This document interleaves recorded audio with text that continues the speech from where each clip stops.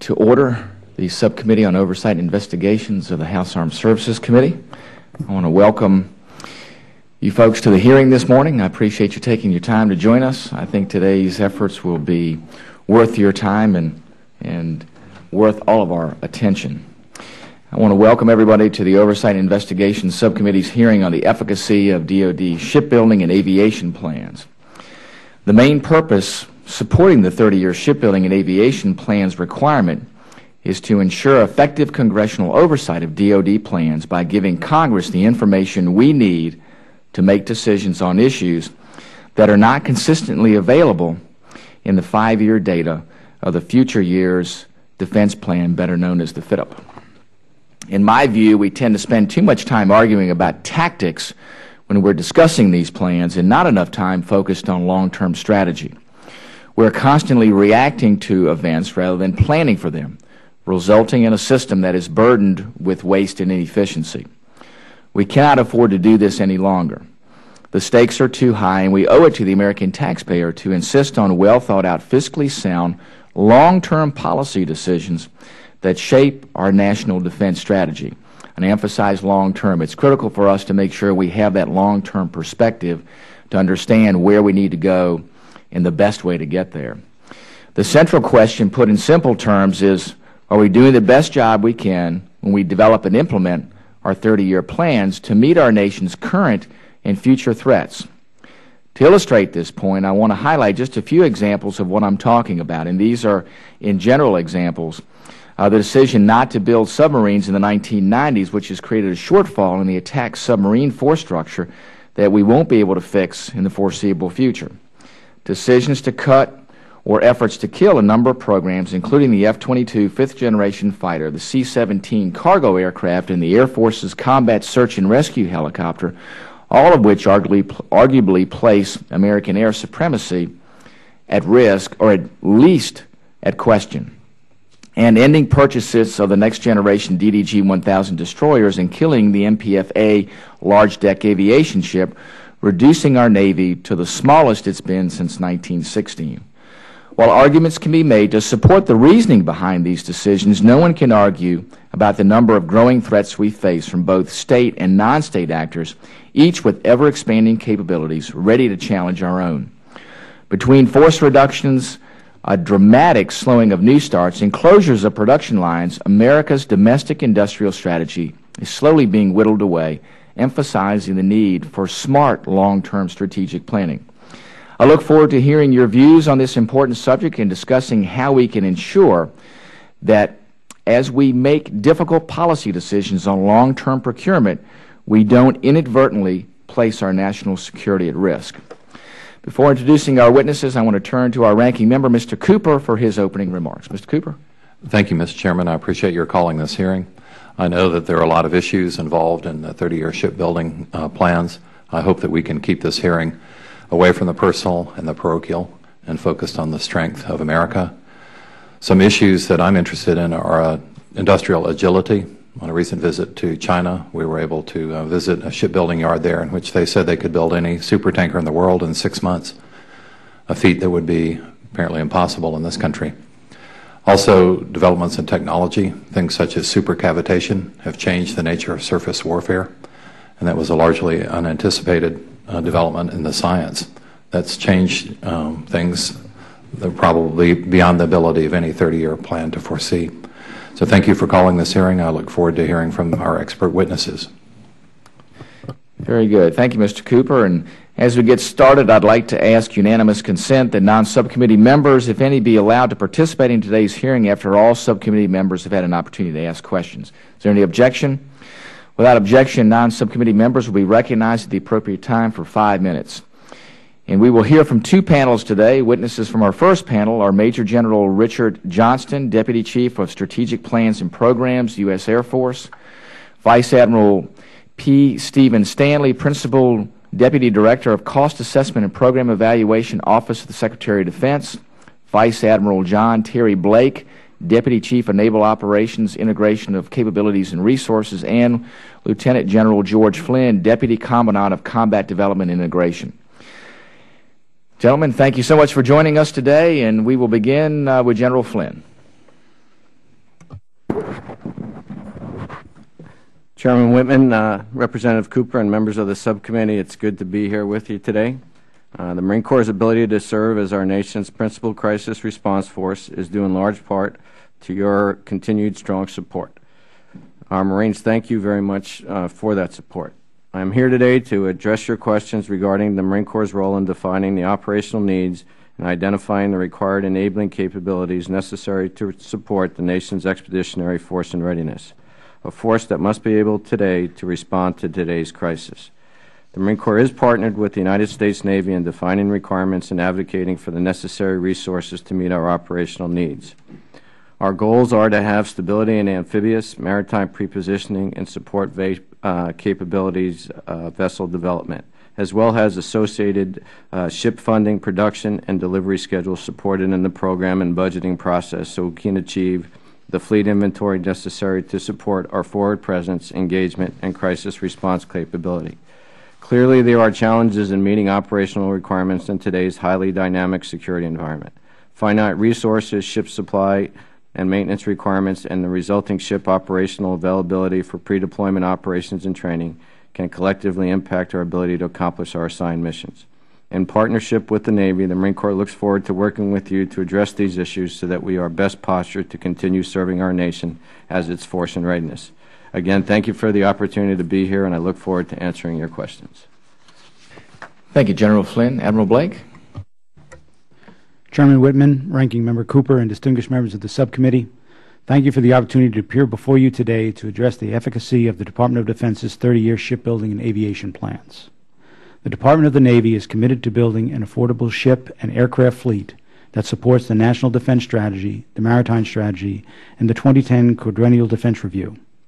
The development of the 30-year shipbuilding and aviation plans enable this effort, providing valuable insight into future investments and challenges. In addition, these long-range plans promote stability in the defense industry and support decisions making for long-term capital investment and workforce planning. The Department of the Navy's 30-year shipbuilding plan is built around three basic precepts. First, the plan projects what platforms the Navy will need to accomplish its assigned missions over the 3 decades. Second, the plan balances needs against expected resources and assesses the risks associated with the Department's balancing efforts. Finally, the plan aims to maintain the shipbuilding design and industrial base necessary to build and maintain tomorrow's Navy. To accurately support these precepts, the general context of the plan is spelled out in 3 distinct 10-year periods. In the first 10-year period, cost estimates are judged to be most accurate due to the known ship capability and quantity requirements. In the second 10-year period, cost estimates for the force structure are less accurate as the threat becomes less clear, industrial base issues become more uncertain, and technologies continue to evolve and change requirements. Finally, in the last 10-year period, cost estimates are the most notional since these estimates are largely based on the recapitalization of today's legacy ships and ships procured at the beginning of the near term of reporting. The Navy also provides input to the Department of Defense's 30-year aviation plan.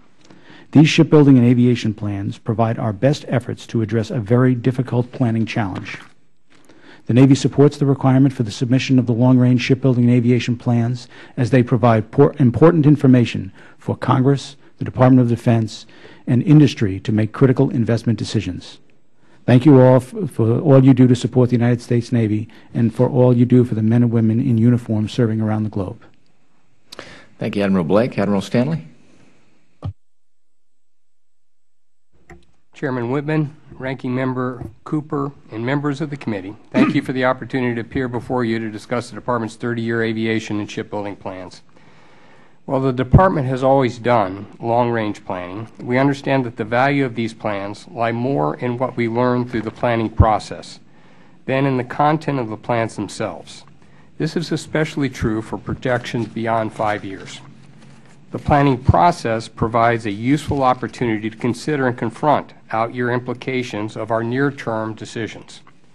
However, developing this plan requires speculation about the future security environment, technology development, operational concept, and fiscal constraints. The speculative nature of projecting beyond the 5-year window of the future year's defense plan does not stem from any process and organizational failures, it is caused by the inherent uncertainty of the future.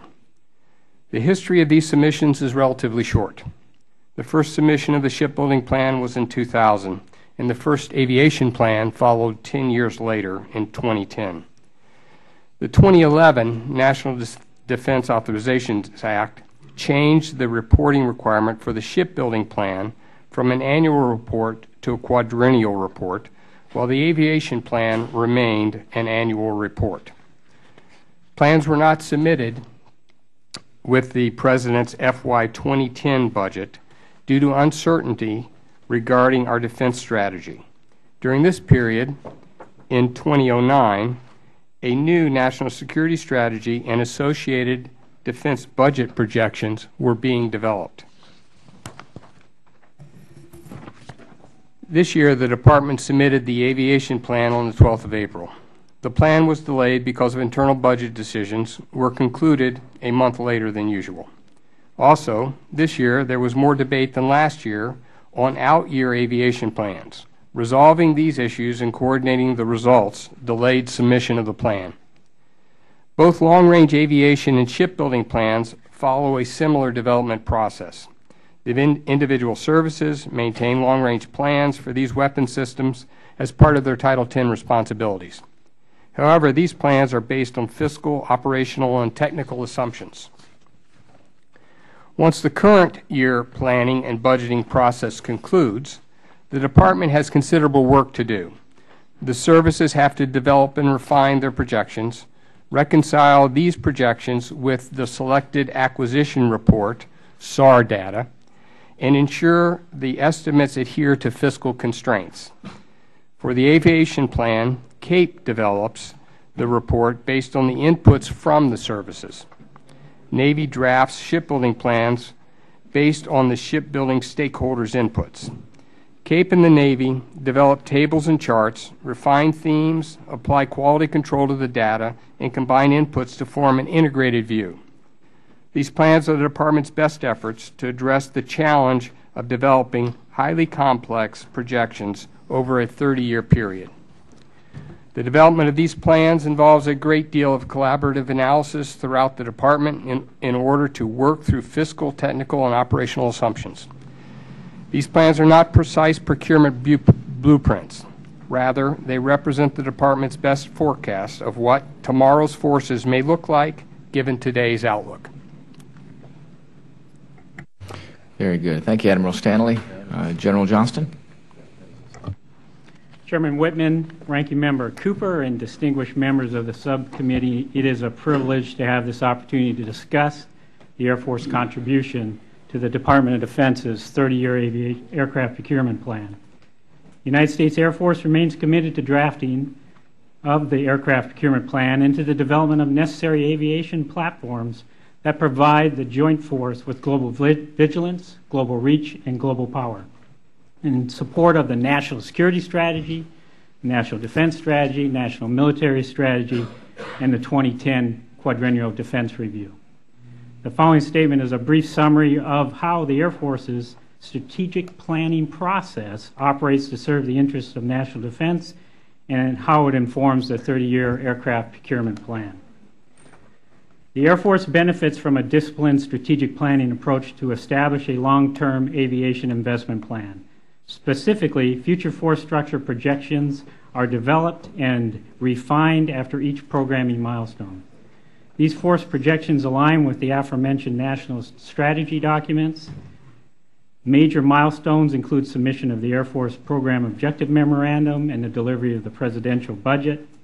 Informing both planning and programming efforts is the use of periodic, systematic assessments of the future operating environment. The United States Air Force performs a strategic environmental assessment biennially to anticipate potential implications of critical trends to operations in air, space, and cyberspace domains 20 years into the future. The Future Force projection serves as a basis for the annual Service Secretary approved 20-year planning and programming guidance. The intent of this process is to shape the Future Force by linking programmatic decisions to strategic planning. The sufficiency of the plans for achieving and maintaining aircraft force structure goals are then reported within the annual 30-year aircraft procurement plan. The Air Force strategic planning process directs future force programming through informed strategic planning. Within the Air Force, the lead organization responsible for the plan is the Office of the Deputy Chief of Staff for Strategic Plans and Programs. It's also reviewed by several offices to include Acquisition, Legislative Liaison, Intelligence, Surveillance, and Reconnaissance, the Operations Plans and Requirements, the Studies and Analysis Assessments and Lessons Learned, and of course the Chief of Staff and the Secretary of the Air Force.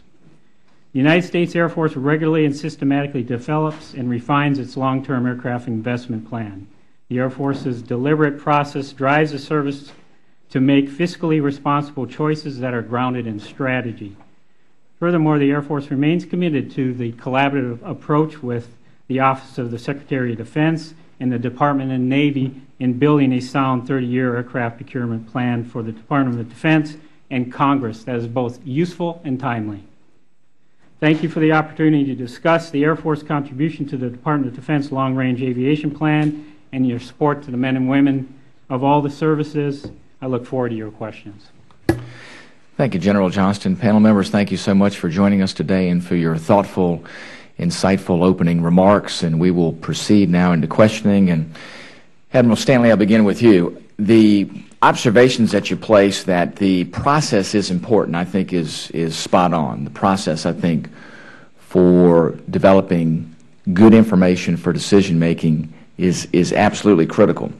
And we do know that these plans are speculative in nature, and I think you pointed that out, and certainly there is some uncertainty with that. Obviously, the longer we go in the future, the less certainty there is, but I think they play a very, very important role in providing timely information to the House Armed Services Committee and, in a larger sense, to members of Congress in understanding the challenges that we face as decision makers. And some of the frustration, I think, that's been born in the House Armed Services Committee is getting that information in these strategic plans in a timely manner, in a way that we can use it in our decision making. And as you know, that frustration has been compounded the last several years because of that lack of coordination in getting information in time for us to have it reflected in the decisions that we make. And you spoke of some of the hiccups in this year's process.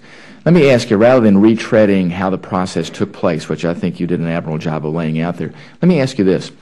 How do you believe the process can be changed, fixed, to make sure the information that comes out of the 30-year shipbuilding plan, the 30-year aviation plans, makes it to the House Armed Services Committee members and the committee staff itself in a timely way to make sure that we get it so that those pieces of information, which I think are very valuable, make their way into the planning process? It's a good question. How do you improve it? We often struggle with the complexity of plans. You're trying to do something that, like, as complicated as this and projecting it as far into the future as the current legislation requires is a very complicated task. So I think the simple answer to your question is, let's try to focus on the things that you and we value and need most. Okay, now what would that be? I think it's important. A piece of this we need to work at together, I think. I think we need to work to answer. It's not clear to me exactly what you need, right? Maybe, right? So we have to meet that. We want to meet the needs of Congress. But so how do we move forward? My instinct is, again, the near years are the most significant input. The longer year projections become less important. Having a plan that's tied to the administration's current view of strategic risk that's reflected in the Quadrennial Defense Report seems to make sense to me. Were I to try to shape it, I would say that a reasonable balance is to have a plan that's maybe less long in duration, maybe I'll suggest 20 years just to throw an idea out, but maybe that it's less duration, it's less frequent, right? Maybe the QDR is enough, but in the the annual submission that's currently required by with the shipbuilding plan, the 10-year data table, that's where we focus. So we focus more on the things that you need, which is easier for us to provide in timely information on, than the complexity of things that are maybe less value. So I would propose really three things. I believe the long report tied to the quadrennial defense and timed to the quadrennial defense review makes sense. I think limiting the scope of the report potentially to 20 years, I'll say, but it's not clear to me that the last 10 years does either you nor I much good. And then the last thing I would suggest is potentially that we look at how do we time it. Think about when this administration last changed, right? New administration comes in, it's got to develop a national security strategy, it's got to develop its fiscal constraints, how it's going to view the requirements of the department. That takes time. So over the last couple of administrations changed, that budget and the associated quadrennial defense review has come in later, right? To try to then get a 30-year plan to reflect that new direction of a new administration's national security strategy and QDR is very, very difficult. Potentially, the 30-year plan should be delayed till the next budget, right? So I would suggest maybe we work on those types of areas.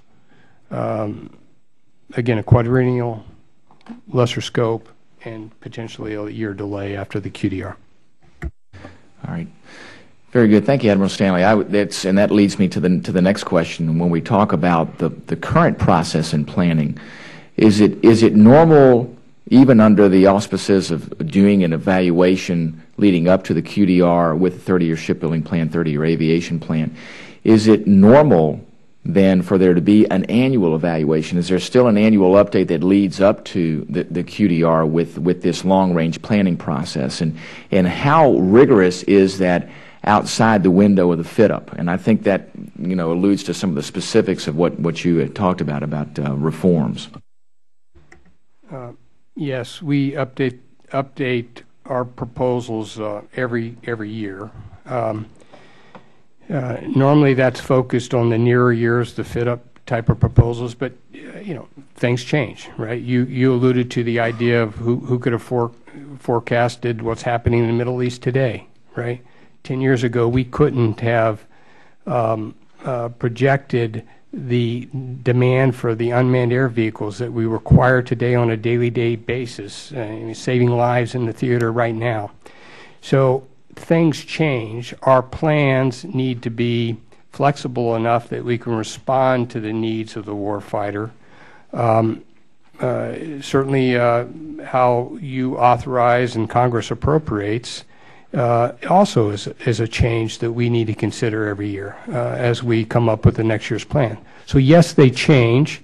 Normally those changes on a non-QDR year are more near-term than long-term. Thank you, Admiral Stanley. General Flynn, I wanted to ask you a question. If you look now at the 30-year procurement plans, the Marine Corps and the Army aren't specifically required to go into those areas. But there has been questions that come up about where the Marine Corps' needs might be, especially, for both the Marine Corps and the Army as it relates to rotary-winged aircraft. And I wanted to get your thoughts and ideas about specifically, do you think that should be part of this 30-year planning process? And if so, what specifics do you think should be incorporated into the aviation plan as it relates to potentially including rotary-winged aircraft? And the reason I bring that up is more and more discussions taking place about the high ops tempo that we are experiencing now, the high usage of rotary winged aircraft, especially in some pretty taxing environmental conditions, and then where do we go down the road with planning for the replacement of that fleet, and then how do we make sure we're addressing that in a timely way, especially as we ramp down. We all know the questions about reset. If there's nothing out there in a plan, the question then becomes how do we integrate that in with all the other needs that are being identified in both the 30-year shipbuilding and 30-year aviation plan. Sir, first of all, our Department of Aviation, we have an aviation campaign plan that lays out our way ahead for all our type model series aircraft, to include both fixed wing and also rotary wing. So General Roebling, he develops that plan, and so there is a plan to, for example, how we're going to replace our heavy lift helicopters in the future. As to whether that needs to be a part of a 30-year program, I think in general it does make sense in some ways just because of the expense of aircraft in the future. But I'd like to give you a more detailed response for the record if I could. Absolutely, absolutely. And General Johnston, wanted to just touch base with you in looking at the paralleling of the planning processes. As you know, in the 30-year shipbuilding plan, the Navy projects both ship deliveries and ship retirements, which keeps them at least within some frame of number of ships. And I was going to ask for your thoughts about the aviation plan and looking not just at deliveries, but also looking at how retirements would occur. And it doesn't seem in the aviation plan that the retirement schedule is quite as definitive as far as what we expect with our aircraft. And I know that we've continued to push the life of our aircraft, sometimes to the point of where it really creates bigger issues for us down the road. It seems like to me maybe in the planning process, if we could look at further defining or more clearly defining the retirement phase for aircraft and not kind of pushing airframes to their max, we might be able to be a little more robust in our decision making. But I just want to get your reflection on the aviation plan and how it reflects aircraft retirements. Sir, I think you kind of hit on the challenge, trying to anticipate when an aircraft will time out, if you will. Recently our Chief of Staff of the Air Force approved the extended service life profile on trying to figure out how long an aircraft will sustain and continue to be part of our Department of Defense, part of our Air Force. And we're using that, obviously, to project out. We're looking at schlepping, our Block 40, Block 52, F-16s based on that, but trying to figure out exactly when those airplanes will time out, knowing that we're trying to get the best value we can out of them for the American taxpayer, extend them as far as we can based on the mission requirements of that platform, and also tying them into new procurements as they come on board, such as obviously the F-35. So trying to weed that all together. We probably have I know we have a good handle on that as far as within the 10-year period, although those will change. So year to year, if you were to ask us to include retirement of platforms, you would see changes because as you fly the aircraft, it's based on total number of hours when you decide to retire them. I remember landing a 30,000-hour C-130 in Kandahar on NVG goggles, and that was about it. That airplane was going to leave from there and go to the boneyard. So when do you anticipate it? All depends on the operational tempo. If that airplane's involved in the Southwest Asia, we are in the Middle East, are you flying it more often? Is it back home doing steady state operations where it isn't flying as much? It's very difficult to project that, but I can assure you that the Air Force projects that, plans for that, and anticipates that in how we develop our aviation plans. Okay, very good. Thank you, General Johnston. Mr. Cooper? Thank you, Mr. Chairman. There's a common phrase, the difficult we do immediately, the impossible takes a little longer. We're a little worried that we've asked you, gentlemen, to do the impossible. Any 30-year crystal ball is going to be cloudy, and Lord knows we ask plenty of reports from the Pentagon already. there hasn't been a Secretary of Defense in either party who hasn't complained loudly about the paperwork requirements. Now, if it enables us to do our constitutional oversight responsibilities, that's one thing. But on the other hand, in context, and I appreciate Admiral Stanley putting it in context for us, this is a relatively new and unproven method of oversight. Meanwhile, some other obvious features of the Pentagon are not being tended to. The GAO has complained for many years that the Pentagon is the least auditable of all government agencies, and relatively little headway has been made to find out where taxpayer dollars go within the puzzle palace. So to ask anyone to come up with a 30-year window on the future is really a recipe for embarrassment, because no one can anticipate the changes on the horizon. As one of the witnesses pointed out, just in land warfare alone and the current conflicts we're engaged in, requirements for MRAPs and other things have changed remarkably quickly.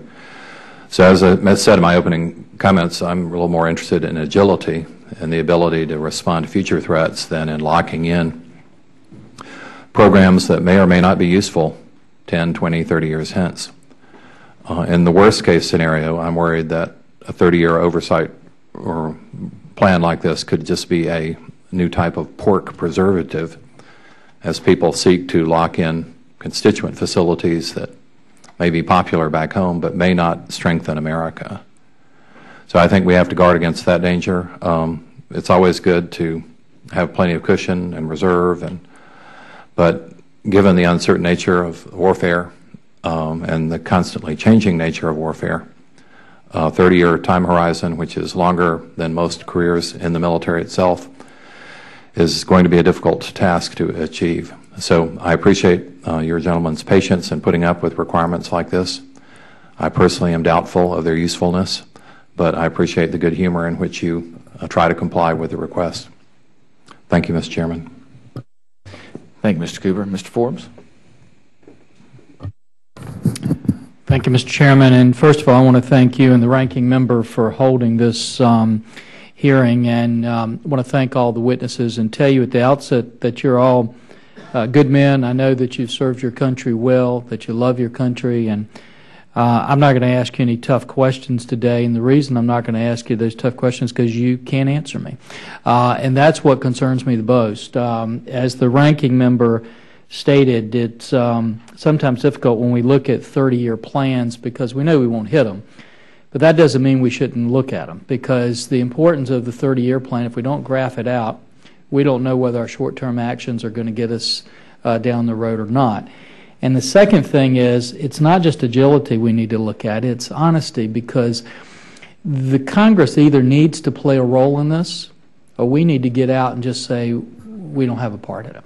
And I think that the thing that concerns us, Admiral Stanley, you made a good comment when you said that it's not so much the substance of the plan, but it's what you learn in that planning process. And yet we, in doing oversight, we've got to pass the National Defense Authorization Bill at some point in time that authorizes what you're doing. We never get access to the most important part of the planning process, which is what you learn during that process. This is what bothers me, not from the four of you. But when the Secretary of Defense can come out and he can say, as the ranking member mentioned, he doesn't want to give us all the information because he's concerned that if he does, he may not get what he wants, whether it's parochial reasons or maybe it's not parochial reasons at all. Maybe it's because some of us just believe we've got to have a strong Navy to defend the United States of America, and we want to ask some tough questions about how to get there. But when the Secretary of the Navy comes out and issues gag orders and says that the Pentagon can't even answer questions for us, we question how in the world can we get at those core questions that you say were part of the process. When the Secretary of the Navy just refuses to give us a shipbuilding plan when the statute requires it, it may not be easy, it may not be convenient, but the statute says how to do it. We question how do we get at that process. When we hear comments like anything outside of 5 years are just fantasy worlds in terms of projections, that concerns us. But then when we see numbers like what we see in the reports, where we see the shipbuilding plan that's presented to us, and let's don't take 30 years out. Let's take the short term, and we see the projections that are in that shipbuilding plan for the number of ships we're going to have, and the cost of that. And you have a $15.9 billion per year requirement. CBO says it would take $19 billion a year to get what you say. That's a huge difference for us, you know, and how we cross that divide and get those answers, we really don't know, especially given the fact that for the last 30 years we've only had $15 billion put in shipbuilding, and we know the Secretary of State is going to come up with $400 billion of cuts down the road. So this is what I don't understand, and I don't expect you to answer me today. Maybe sometime in the hall you can answer me, or maybe sometime you can give us the information. Maybe the next panel can do. But how do we get at a process where we can get closer to the truth? Because it's true that things change in administration, but let me tell you what doesn't change. Our risks don't change. You know, the number of ships the Chinese have don't change. The number of ships we're building don't change. There are some core principles that we ought to get at, and I'll just conclude with this. One of the things that frightens me the most is whether, like the independent panel looking at the QDR says, we've gotten a process where we're just kind of validating what we're already doing instead of stepping back and looking at the risk that the nation is facing and saying, how are we going to create true plans that get us there? Because if we need more ships in our Navy, like the independent panel said, like the Navy says that we have, we're just confusing the American people and deceiving them when we put out a plan that says that we're going to have to ramp that up in the next few years to get where our goals are, but we know there's no way we're going to get those dollars. And so at some point in time, I hope we can get at this process. I hope we can get a process where, Admiral, we can get at the things you learned during that analysis and putting that plan together, but also a situation where we can have some forum with you guys where you're not in a career ender if you come in here and tell us something that's not a part of that plan, where we can sit down and say, what do we really need to defend the United States of America? And I'm afraid we're not there yet, but I thank the chairman and the ranking member for holding hearings like this that maybe will help us get us there, because our country's depending on it. As a ranking member said, Chinese can build those tankers in 6 months, but Jim, as you know, it didn't start in the last couple of years. They've been able to do that for the last 5 years. They're the kinds of things we need to be addressing. And gentlemen, thanks for all you've done in your career. And if you have any insight on that, you can get back to us off the record sometime. We'd love to hear it. Mr. Chairman, thank you. Thank you, Mr. Ford. Mr. Courtney. Thank you, Mr. Chairman, and thank you for holding this hearing. Last April, I was over in the UK with a briefing with Ministry of Defense officials there, and although I share a lot of the ranking members' question about the value of some of these reports, it was interesting getting their perspective, because when the new government, conservative government, came into power, because they don't have any kind of regular statutory-driven review process, it really is almost at the whim of the government that happens to be there at the day in question. They engaged in the context of obviously huge fiscal crisis, the equivalent of a defense review. And what they found was that the projected acquisition programs that they had, along with sort of budget projections, there was probably close to a 20% shortfall in terms of whether or not the British government was going to be capable of funding those needs. And that drove a lot of the budget design of the first budget that was passed. So, obviously that has value in terms of just sort of, having at some point, a planning process where you can sort of see where you're flying here as opposed to flying in the dark. Of course, the irony of it was that one of the reductions that they proposed was in fixed-wing aircraft and shipbuilding, and within months they were engaged in Libya, requiring the use of those very platforms that really were going to be subject to some of the budget constraints, which shows, again, the ranking member's point that trying to evaluate risk even in a matter of the short term, let alone the long term, is just really hard to do. And I guess maybe coming from Connecticut, where we're the land of actuaries, where people sit around and project 50-year storms, 100-year storms, 500-year storms. I mean, to some degree, it's an equivalent sort of challenge, and I don't envy you in terms of doing that. One question I guess I would just ask Admiral Stanley is just in terms of evaluating risk. As you said, it's very complex. There's a lot of factors that you have to build into it. One of them is whether or not we're going to have an industrial base which is going to be capable of dealing with sudden change in challenges that our country faces. And is that one of the priorities in terms of, again, trying to structure out a plan either short-term or long-term? Yes. Simple answer is yes. We do consider the industrial base. I liked your parallel to what the British review did, and I think a lot of those strategic issues about what does the nation need for defense, how do we look at the risk against our nation in the future, sorts out, and we have that discussion as part of putting together national security strategy, national defense strategy, and the quadrennial defense review. So that's the place where I think that strategic debate should be.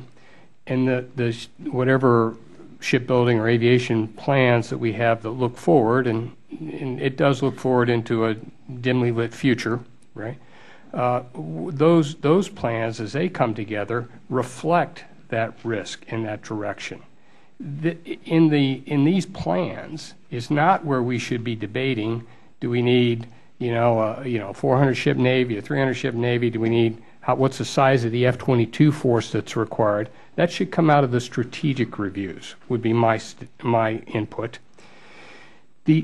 Considering the industrial base and the importance of the industrial base is a part of these plans, right? I've established some sort of strategy for the nation. I'm now implementing that in the procurement profiles of the ships and aircraft that the nation needs, and as part of that, we make sure it's executable by getting our people from acquisition, technology, and logistics, the industrial base, to come in and evaluate to make sure that we can actually sustain that. So yes, I think it plays, but I think it plays there. And I think there is a division between a strategic review and what the nation needs for the long term and the number of platforms that's required to execute it. Thank you, Mr. Cordy. Mr. Perlazzo? Thank you, Mr. Chairman. Gentlemen, thank you all for being here, and thank you for your service to our country. I appreciate that. Some of my questions may have already been asked and answered, so if it's duplicative, I apologize. In this time of high government spending and debt, many in Congress are looking at ways to rein in our out-of-control spending, and they're starting to look at big-ticket items and from the DoD budget. Just last week, a colleague of mine introduced an amendment aimed at cutting $150 million from the LHA 7 program. Cuts like the one suggested last week strengthen, to me, the possibility of further delays in the ship's construction, which I feel like will also push back other ship construction as well. Given that so many shipbuilding programs are connected both financially and in terms of planning, how do you think cuts or delays in our current shipbuilding plan affect the overall capabilities of the force in the future and our ability to meet our force level requirements? So I think you bring up an excellent point. I think one of the key ingredients, if you will, that we have to apply when we're going through this process is flexibility. You bring up the case of a delay in a shipbuilding contract. I would tell you when we have delays in deliveries of hulls, we then have to go back in and evaluate, can we accept that risk or not? If we determine that we cannot accept that risk, then we have to look at things to do extensions on the service lives of other ships in order to be able to fill that COCOM requirement. So I would tell you that the basic approach would be, as you've got these perturbations within the industrial base, I think the Navy has to go back, look at what they have done, and then see if they have to modify their plans. I would tell you the Department is very supportive of the planning process that goes on. We also recognize that this is an open and collaborative process, and it must be flexible. And so when an issue like that comes up, the first thing we would do is we would sit down and say, all right, what are the risks involved, and where do we need to go, and then how do we get there? So it does delay our shipbuilding plans for our force for the future. It just keeps pushing things out to the right. Well, I think what you have to look at is that you have to look at the trade-offs. For example, if a ship is being delayed in its delivery, then you have to determine, all right, then I'm going to have to keep another asset around. But if I keep that other asset around that was originally going to go out of service, there's, if you will, there's a bill to be paid. You have to keep those personnel available. You have to look at what maintenance has to be done on that ship in order to extend its service life. And you then have to factor all those in order to ascertain, all right, where am I going to take the money from in order to put it toward this particular issue. So I would tell you the best, one of the examples I could give you is we have a large deck amphib, which is currently going to be, it's about 16 months behind on schedule. We're going to have to extend one of our other large deck amphibs in order to meet that gap. And that is a decision. So we have delayed the decommissioning of a vessel from one year to another. And the associated costs go with that because we have the personnel costs, we have the maintenance costs, we have the operations costs. It's one of the ways we handle the risk. With China's military buildup expected to continue, particularly that of the Chinese Navy, do you feel that these delays and shortfalls in our own shipbuilding programs put us at risk? I think what you have to look at is you have to look across the entire portfolio. You can't just look at a single issue in isolation. You must, if you will, look across the entire shipbuilding plan and the aviation plan in order to determine where you can afford to take risk. And then you have to apply it across the entire portfolio. You can't just go to take a single item and go to a single data point and come up with a single solution. If you go down that path, what you end up with is, in isolation, any single issue is solvable. But when taken across the entire portfolio, what you have to do then is you have to balance your risk and recognize that you have fiscal limitations. Thank you. Thank you, Mr. Chairman. Thank you, Mr. Palazzo. Mrs. Hanabusa. Thank you, Mr. Chairman. General Flynn, Admiral Blake, and Admiral Stanley, in reading your resumes, I noticed you all graduated the same year from the Naval Academy. So given that, I don't mean to embarrass you, that it's about, 36 years ago? It sort of falls within this 30-year plan that we're talking about. So give me a very practical approach. And my practical question to the three of you, and I haven't forgotten you, you kind of don't fit. With the rest of you, we're talking about a 30-year plan. You've been around 36 years. Would you be able to, of course you wouldn't have the positions you have, but given that, you can answer in terms of what major changes you've seen that you would have been able to predict and not predict in that 36-year period. And given that, I'm just trying to get a good feel for sort of what Ranking Member Cooper was saying. You know, how impossible is this? Would you back then been able to look forward and predict where we are today? And what would you say about we're looking at shipbuilding. So would you be able to even say in that period of time that we are where we should be in terms of ships today? And would you have had the magic wand, and would you have been able to do that? I think it's just interesting that you're all graduated the same year, so there's nobody who can say, well, 10 years ago it wouldn't have been the same. So given all of your experiences and your common background, could you answer my question? I don't care what order you do it. Well, as the one who had their first choice of service selection, and for the record, I'm the youngest of the three. I'm not asking what rank you graduated. Okay, just ma'am, I think the first part is I've been listening today, and I do agree with Admiral Stanley. I think the key part of this is you have to have a strategic basis for what your plan is. And there was an Army general once said, we're never going to get the future 100% right. We can't afford to be 100% wrong. So there is a value to doing a long-range plan. As to whether that's 20 or 30 years, I tend to agree with Admiral Stanley that 20 years is about right. But then what you also have to be able to do is when you build the execution plan to get there in 20 years, you are searching for consistency and stability. And I think that means on a yearly basis then you need to take a look at what assumptions that you have based your plan and whether they're going to play out. For example, if you have a ship delay in construction, what does that do to the rest of the plan? And you need to take a look at that every year. If there's a maintenance issue, are you right? And I think that if you focus on the 5 years of the program, when we do a defense program, that's really where the focus is. But that should underpin, I think, a 20-year effort that's based on some strategic context. Well, ma'am, for the record, is the best looking of the three. Okay. As you go back and you look, I think you have significant events that take place almost on a 10-year basis. I'll give you the best example. No one, I think, could have predicted the Vietnam drawdown. We were all midshipmen at the Naval Academy when that started. No one could have predicted the Reagan buildup when it started in the 80s. No one could have predicted the peace dividend with the Cold War coming to an end in the 90s. No one, I think, would have predicted in 2000 that we were only a short time away from events such as 9/11 and that we would be involved in 2 wars today. So I think your point is absolutely accurate in that no one of us can predict, if you will, what the future will hold. I do, however, believe that planning is indispensable, and I think you have to have a corroborative process that gets you there. You have to have, and I look at the current shipbuilding plan. I think if we hadn't had a look at the long range, whether it's 10 years or 20 years, we wouldn't necessarily have focused on the fact that we have a significant challenge with the SSB&X program. We wouldn't necessarily see that our surface force combatants, our cruisers and destroyers, are going to go away in large numbers in the 20s.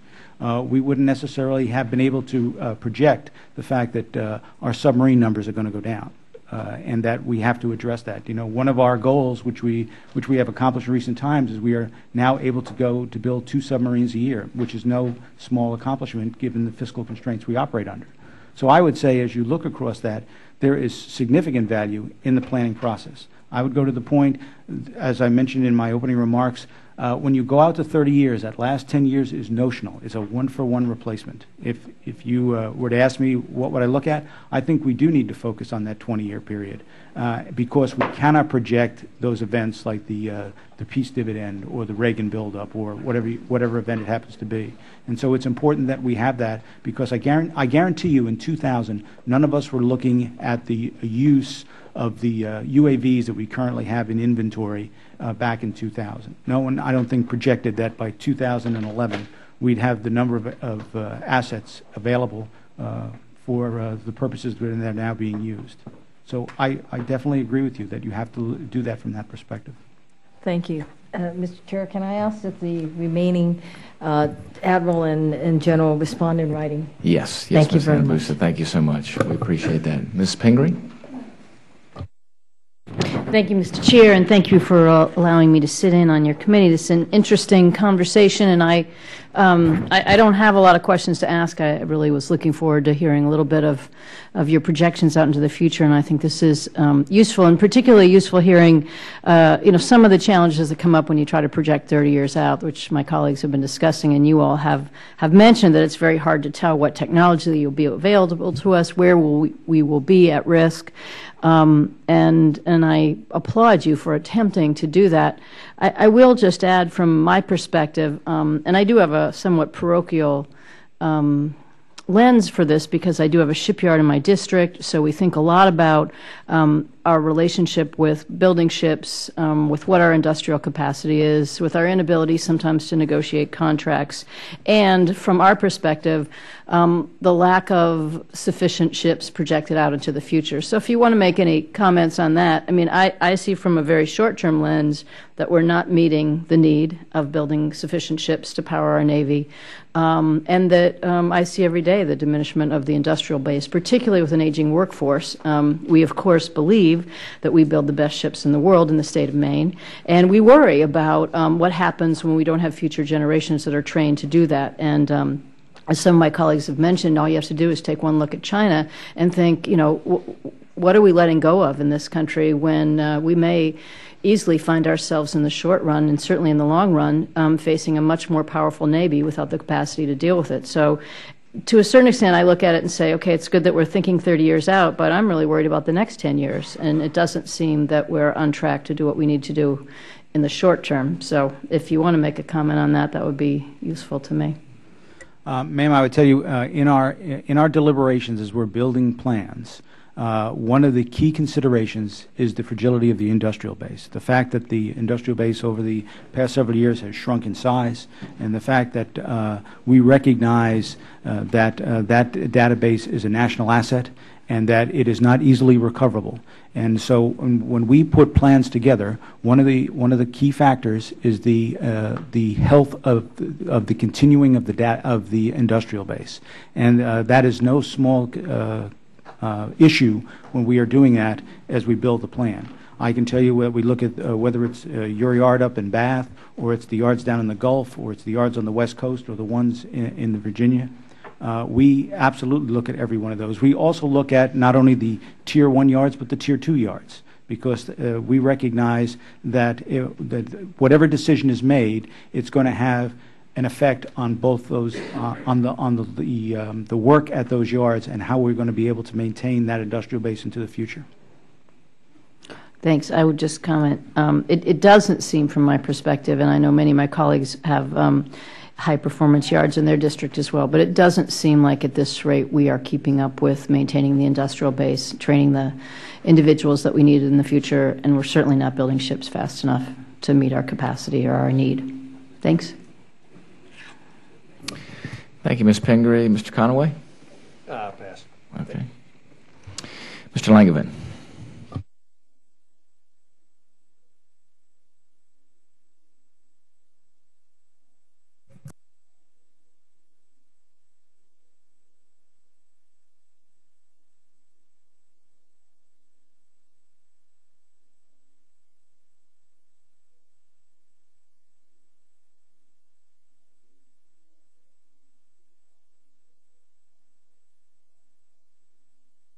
In 2030 versus a requirement for having a total of 48 submarines. That's a huge shortfall. 9 attack boats, or 19% of the requirement. More to the point, the Navy is going to be at least 10% short in attack submarines for an 8-year period starting in 2027. It's going to remain below the 40-ship requirement through the end of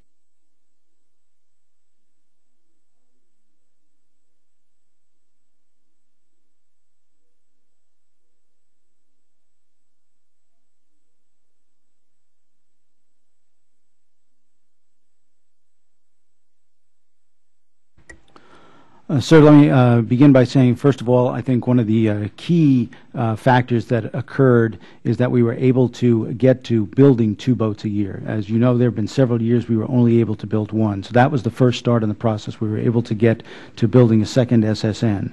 As to the long-term effect, and how we're going to deal with that, I think there are several approaches we need to look at and consider, and those deliberations will be going on over a period of time. As you know, we currently have 55 boats in the inventory. You're absolutely correct. We are going to go down to a low of 39 boats in the inventory, and I think we're going to have to look at such things as looking at the current inventory and seeing, if you will, what the best of breed is, and then seeing if we can do service life extensions on some of those boats that are currently in the inventory. Another way we can look at fulfilling COCOM demand is to look at deployment extensions, if in fact that, and those are just 2 options out there. I think, as I mentioned earlier, I agree when you look at any single issue in isolation. I think, and I view it as, all right, we're talking about the attack issue right here. I would agree with you that we should be able to address that in some way, but then when you have to look across the entire portfolio and balance all the requirements that we have across the entire portfolio, that's where it gets to be a real challenge, because it is not just the submarine issue. There's an amphibious issue. As I mentioned earlier, there's a surface combatant issue. So as we look at each one of those, we can't take each one of those in isolation. We have to we have to delve into each one of those across the entire portfolio. How does the shortfall ultimately damage our national security? Clearly, if the requirement says we need to have 48 boats, and I know that we're only meeting about 60% of the requests of combatant commanders right now with respect to the missions that submarines can fulfill. How does that compromise our national security? How do we close that gap? Well, that one is not in my lane per se, but I would tell you in general what you have is you have the combatant commanders and the fleet commanders get together, and if you will, they do a risk assessment and they see what they have in their inventories, and then they fill their global requirements based on what they have in the inventory.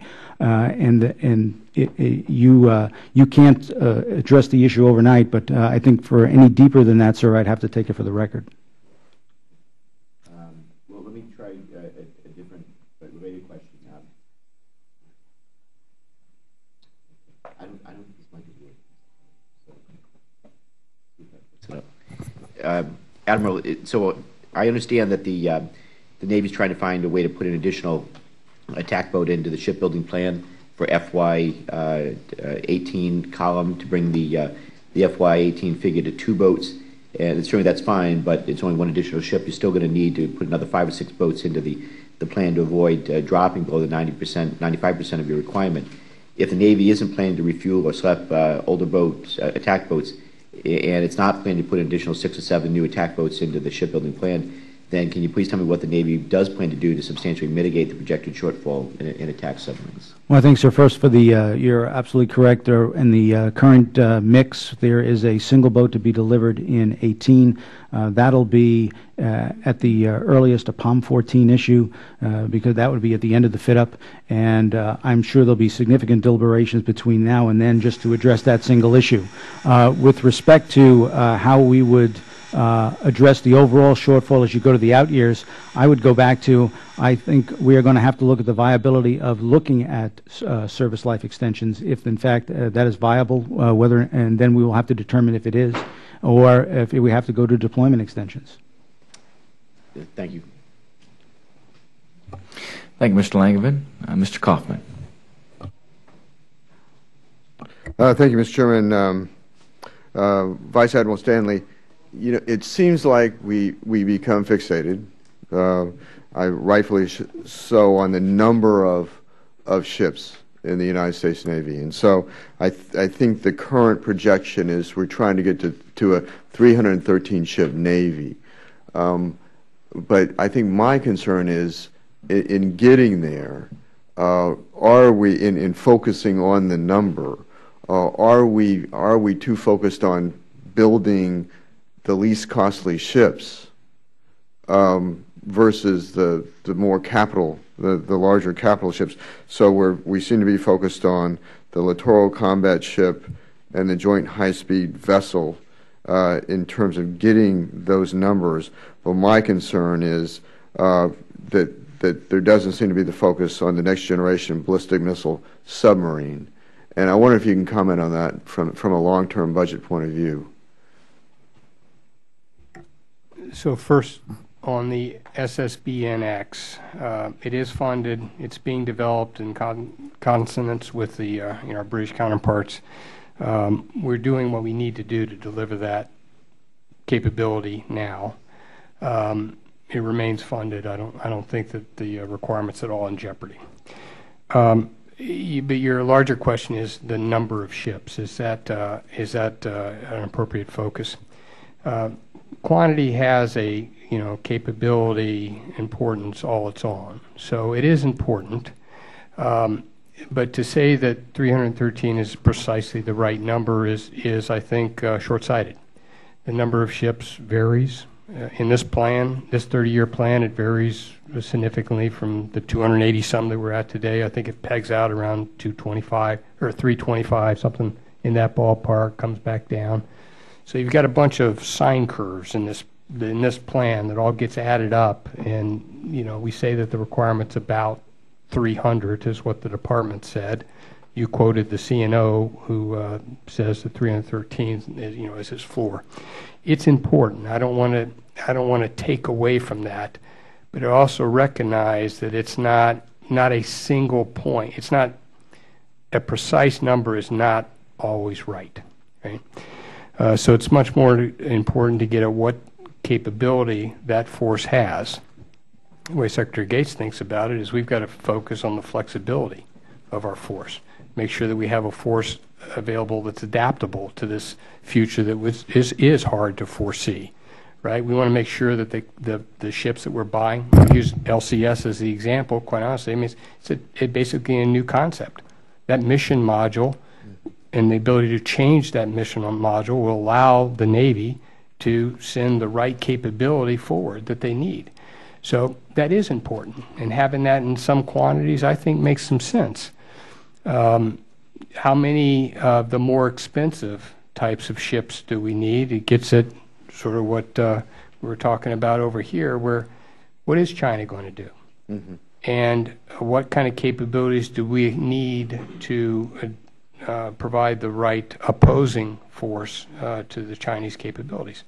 And that's a discussion that we have. I think the plan that we have right now is a good balance of capability and capacity that the nation needs. If anybody can answer this, but probably certainly General Flynn, the needs of the United States Marine Corps in terms of the amphibious capability in shipping, I think it's a minimum, my understanding, of 33 ships in order to deploy 2 Marine Expeditionary Brigades. And I think the Commandant and the prior Commandant have stated that that's a that they need that as a force projection capability as a minimum. General Flynn, I wonder if you can comment on that and where we are in this whole process of reaching. I think are we at 28 right now and reaching the 33? Sir, first of all, it's not just the 2 brigade requirement, and it's not just focusing on the large threat. It's how many ships do you need to do what we're actually doing today around the world. And we believe that the requirement was 38, accept risk down to 33 because of fiscal reality, and you can do both. You could do your 2 brigade requirement, and you can meet the demands that we're seeing today. Right now we have an inventory of about 30 amphibious ships. We'll go to 29 this year. So you've assumed additional risk not only in your larger requirement, and also in your day-to-day operations. And where you see that manifests itself is not meeting the deployments, because we always figure out a way how to meet the deployment and the commitments. Where you see it is in the ability to do maintenance and the ability to train the force. This summer, we're likely to deploy a Marine Expeditionary Unit and an amphibious ready group for the first time that all 3 ships will be together is when they deploy. And that just shows you that's when you accept risk in the inventory. It's not just the large enemy out there or a potential enemy. It's also the day-to-day demands on the thing where you see the stressing. And manifestation comes first in maintenance and in training at the same time. Thank you, Mr. Chairman. I yield back. Thank you, Mr. Kaufman. Panel members, thank you so much for joining us today. We appreciate your insights. I would ask this. Mrs. Hanabusa had a request for some written responses, if you will provide that to her. And if you will do this as a formal request from the committee, and that is, we would like to have your written reflections on what we can do to improve the planning process. And I know that you all had stated some of your thoughts today, but we want to make sure that we give you the opportunity to give us a more detailed list of things that you think can be done to improve this particular planning process. And again, with the focus of making sure that we get as highly robust information as possible in a timely manner back to the House Armed Services Committee. And we appreciate your reflections and thoughts on that. And thank you so much for joining us today.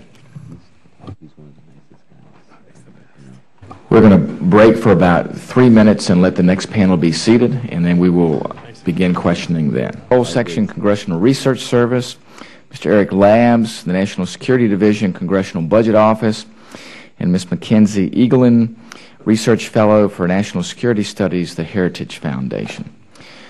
I want to thank you all so much for joining us today and appreciate you taking the time to provide your insights on this, what I believe is a critical planning process and understanding what we can do to push the issue forward. And I want to welcome all of you, and again, thank you for your participation. As we previously arranged, opening statements will be limited to 5 minutes due to time constraints. I am going to allow one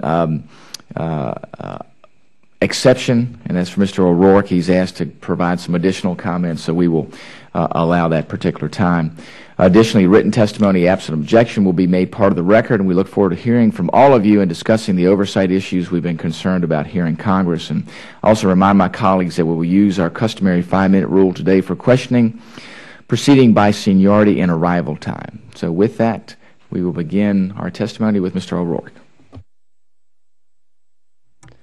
Chairman Whitman, Ranking Member Cooper, distinguished members of the subcommittee, thank you for the chance to speak today on the 30-year shipbuilding plan. The main purpose of the 30-year plan is to support effective congressional oversight of Navy shipbuilding by giving Congress information that is important to performing this oversight function, but not available in the 5-year data of the FYDP. The plan enables Congress to assess whether the Navy intends to procure enough ships to achieve and maintain its stated force level goals. In particular, it makes visible to Congress projected ship inventory shortfalls that are either not visible or not fully visible in the 5-year data of the FYDP. Given the long construction time of ships, as well as financial and industrial-based limits on ship procurement rates, mitigating shortfalls that appear to be far in the future can sometimes involve making adjustments to ship procurement rates beginning in the near term, within the FYDP. The Navy's addition of a second DDG 51 to the FY14 column can be viewed as a possible case in point. By providing Congress advance warning of projected inventory shortfalls, the 30-year plan gives Congress an opportunity to consider whether to address these shortfalls before it might become too late to do much about them. The value of the 30-year plan might be likened to the value of headlights for a truck driver traveling on a country road at night. The driver can't make abrupt changes in the truck's speed and direction, and consequently gets a critical benefit from the advance warning the headlights provide of approaching curves or obstructions in the road. The 30-year plan can help Congress assess whether there's a fundamental imbalance between Navy program goals and resources, whether ship procurement plans are likely to be affordable within future defense budgets, whether Navy planning is reasonable in terms of assumed service lives for existing ships and estimated procurement costs for new ships, and what the potential industrial and base implications of the Navy's intentions for ship procurement might be, as well as whether the Navy is planning reasonable in terms of assumed service lives for existing ships and, as I said, estimated procurement costs for new ships. Right now, the 30-year plan is helping inform Congress on how addressing the projected shortfalls in cruisers and destroyers and in attack submarines might need to take into account the funding demands of the Ohio Replacement Program. For example, Congress might decide that it would be easier to put additional destroyers and attack submarines into the shipbuilding plan before procurement of Ohio replacement boats begins, meaning between now and FY19. I understand there are uncertainties associated with assembling the last 10 years of a 30-year plan, but the Navy isn't exactly helpless in this regard. For one thing, the Navy can project which ships are scheduled for retirement in those years. And since the average life of a ship looking across the fleet is about 35 years, those last 10 years will capture most of the retirements that aren't projected for the first 10 or 20. Seeing the retirements projected for those final 10 years can help Congress assess whether those retirement dates are consistent with real-world ship operating tempos and maintenance practices. Even though there will be shifts in the strategic environment between now and the final 10 years of the plan, Navy planners can nevertheless project that the Navy will likely need to have certain capabilities associated with the broad and enduring roles of the Navy.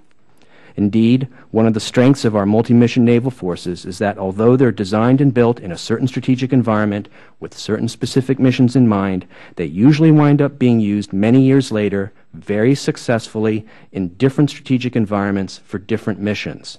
The Navy's aircraft carriers, cruisers and destroyers, and attack submarines are all cases in point. Although there are uncertainties concerning the last 10 years of the 30-year plan, that doesn't mean those last 10 years aren't of value for Congress to see. They can help show, for example, whether a projected shortfall is temporary in nature or more open-ended and long-lasting. That's important because mitigating a temporary shortfall might only require slepping some existing ships, while mitigating a more open-ended shortfall, like the cruiser-destroyer shortfall, might need to involve putting additional ships into the shipbuilding plan. The last 10 years of the 30-year plan provide Congress with a baseline against which to examine the possible implications of potential longer-term changes in technology, budgets, or the strategic environment. The final 10 years currently show that the Navy has not yet identified a strategy for fully closing the cruiser-destroyer and attack submarine shortfalls, even after procurement of the Ohio replacement boats is finished. That's potentially important for Congress to see, because it can inform congressional consideration of options for procuring additional destroyers and attack submarines between now and then, or for funding research and development work on new ship technologies or new shipbuilding methods that might alter the shipbuilding affordability equation for those final 10 years. In summary, the Navy is a long-run proposition. Because of the timelines involved, building, maintaining, reshaping, and ultimately replacing a fleet isn't done over a period of 10 or 20 years, but over a period of 30 years or more. The 30-year shipbuilding plan responds to this fundamental aspect of the responsibility for providing and maintaining a Navy. As the CRS Specialist for Naval Affairs, a key part of my job is to support congressional oversight of DoD activities by identifying potential oversight issues for Congress relating to the Navy, and except for the annual DoD budget submission itself, no document is more useful to me in performing this role for the Congress than the 30-year shipbuilding plan. Mr. Chairman, this concludes my testimony. Thank you again for the chance to speak on this issue, and I'll be pleased to respond to any questions you might have. Thank you, Mr. O'Rourke. Dr. Labs? Mr. Chairman, Ranking Member Cooper, members of the subcommittee, I want to thank you for giving me the opportunity to discuss with you the value of the Department of Defense's annual 30-year shipbuilding and aviation plans to the Congress's oversight responsibilities. Every year, Congress is asked to approve the procurement of a year's worth of expensive items such as ships and aircraft. Well-constructed 30-year acquisition plans for major weapon systems can provide information about the long-term implications of those decisions. The 30-year ship and aircraft plans benefit congressional oversight in at least 3 different ways. First, DoD's 30-year shipbuilding and aviation plans enable the Congress to assess the long-term effects of the incremental decisions that are made each year in the annual authorization and appropriation process. Ships and aircraft take decades to develop and procure and often remain in the inventory for decades more. In the absence of a 30-year plan, the cumulative effects of those annual decisions may not be well understood. In previous panels, you discussed the issue of the submarines in the 1990s versus the effect it's having a long-term shortfall. That would be an example I would cite here as well. Second, the 30-year plans may reveal whether an imbalance exists between the inventory goals for ships or aircraft and the resources the military services are projected to receive. If such an imbalance was indicated, the Congress might want to more closely review the defense strategy that was the basis for the DoD's inventory goals, the amount of money the Department would receive, or how those resources would be spent. For example, the Navy's 2011 shipbuilding plan revealed definitively that the service would face a substantial budgetary challenge in the 2020s and the early 2030s when it expects to purchase 12 replacements for the Ohio-class SSBNs and still pay for other ship programs. That, in turn, over the past year has led the Congress and the Navy to focus more early attention on reducing the costs of those ships. Indeed, the very process of the Navy's efforts to put out its 30-year shipbuilding plans over the past 5 years showed many year-to-year changes. Those individual changes were not so important in themselves, but as a whole greatly illuminated for Congress the Navy's challenge of developing a program that meets inventory goals and is affordable. I agree with Mr. O'Rourke. In fact, aside from the budget and accompanying justification materials, the Navy's 30-year ship procurement plan is the most important document I use in the work I perform in support of the Congress. Third, the 30-year plans also provide Congress with information about the relationship between DOT's long-term inventory objectives and its assumptions about service lives of ships and aircraft. The 30-year plans make those assumptions more transparent so that Congress has the opportunity to examine the realism of those assumptions and to judge whether it is investing enough resources to maintain the fleet. For example, the Navy's plan assumes 40 years for new destroyers, but the Navy has virtually no experience in keeping surface combatants longer than 30 years. There is, of course, as was mentioned earlier, considerable uncertainty in any 30-year ship or aircraft procurement plan. The Navy's 2011 plan highlighted some of the difficulties in both developing such a plan and in estimating its costs, particularly for ships to be purchased in the 2030s. Although such uncertainties limit the utility of 30-year plans as predictive tools, the documents can nevertheless help inform the Congress of changes in plans and circumstances that are likely to arise.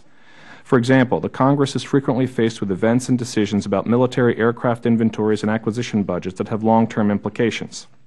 Recent events include the structural failure of an F-15 Eagle that could have portended the need to retire those fighters many years earlier than expected, delays in the development of the F-35 Joint Strike Fighter that will probably compel the services to retain older aircraft longer than planned, and the decision to begin developing a new long-range bomber that will require substantial funding in years well beyond DoD's fit-up. In much the same way that CBO's budget baseline provides a reference trajectory for federal spending under current law, a well-documented 30-year aviation or shipbuilding plan can provide a picture of how forces may evolve over time and what investments will be needed if current plans and assumptions remain unchanged. The value of that picture lies not in its accuracy as a blueprint of the future, but serves as a basis for Congress to evaluate the long-term implications of changes to today's plans and circumstances. The Congress's oversight of Navy shipbuilding programs could be improved if the Navy included in its reports the accompanying tables listing by class and types of ships that would be procured, delivered, retired, and serving in the fleet each year over the 30-year period. Similarly, long-term aircraft acquisition plans would be more informative if they displayed the expected inventories of each type of aircraft over the span covered, to include the schedule over which existing aircraft are phased in and phased out, as well as the underlying assumptions. Although DoD has not produced 30-year plans for ground combat vehicles, rotary and fixed-wing aircraft, and trucks, such plans would be useful for oversight of the Army's and Marine Corps' acquisition plans, particularly if they provided information about the size and age of current inventories, inventory goals, and plans to replace or modernize vehicle and aircraft fleets and the projected costs of doing so. Thank you, Mr. Chairman, and I'd be happy to answer any questions that you may have. Thank you, Dr. Labs. Mrs. Eaglin. Thank you, Chairman Whitman, Ranking Member Cooper. It's a pleasure to be here. It's also good to see Chairman Forbes as well earlier. I agree with my colleagues that the purpose of these 30-year plans is critical to you, not as a document to predict the future with precision. It's really about forcing an examination on the back end to offer clarity on the front end. And I know that the DoD witnesses testified to the clarity within the FIDIP, but it's the 5 to the 20-year period that I think that really matters. And I don't think you can get that 20-year clarity unless you go even slightly beyond that into the 30-year. Ron highlighted a point I'd like to make. Identifying broad trends and shortfalls is really where the pressure points are in terms of fleet size and composition, cost goals, and planning shortfalls is really where the utility of these plans come in for Congress.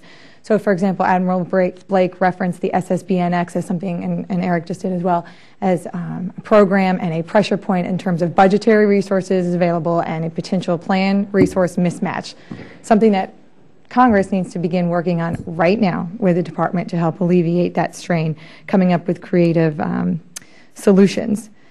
The 2 aviation plans that have been submitted so far to Congress have highlighted the exact same thing for the U.S. Air Force and this bow wave of spending that's going to be required beginning right in 2020 and throughout that decade as the Joint Strike Fighter enters full rate production at 70 to 80 per year, as well as the tanker, which will be fully online, and then, of course, the bomber will be just entering or hopefully near full rate production. This is in addition to all of the other things the Air Force will be doing during that decade, and so that is the equivalent to me of the SSBNX and the elephant in the room in terms of budgetary resources, in terms of aviation, and that's in just roughly 7 fiscal years from now. 2020 sounds far away, but the building's already working on POM 13, and you can see how quickly this arrives. Something my colleagues have referenced and I agree with is that and the previous panel said the process was important. It may not necessarily be what's on the document, but the learning curve of the process. Part of what I believe this means is culling and highlighting the various assumptions. And in fact, the witnesses previously said those may often change. And they change annually, if not more so. And when assumptions change, what we found is build rates and new procurement and the service life extension and retirement plans of ships and aircraft are not mutually exclusive. Tinkering with one, even if it's a brand new program, ripples through the entire fleet, the legacy fleet and the new one coming online. So, for example, the previous panel said that retirement of ships and aircraft changes every year. It's based on wartime usage rates, based on up-tempo, and a variety of other things. That then affects the service life extension needs of other programs, but you can't look at service life extension needs without looking at the new procurement and build schedules of what's coming online. But that's also linked to the maintenance plans or delays of everything. So you see that we have a circular argument here. So I don't just want to talk about the value of the plans. I actually want to offer some new ideas and solutions to you as well, particularly as the DoD faces some deficit reduction efforts. The Navy, for example, has correctly concluded the U.S. needs a larger fleet, not just ships and aircraft, but network capability, longer range, and increased persistence. We're losing our monopolies on guided weapons and the ability to project power.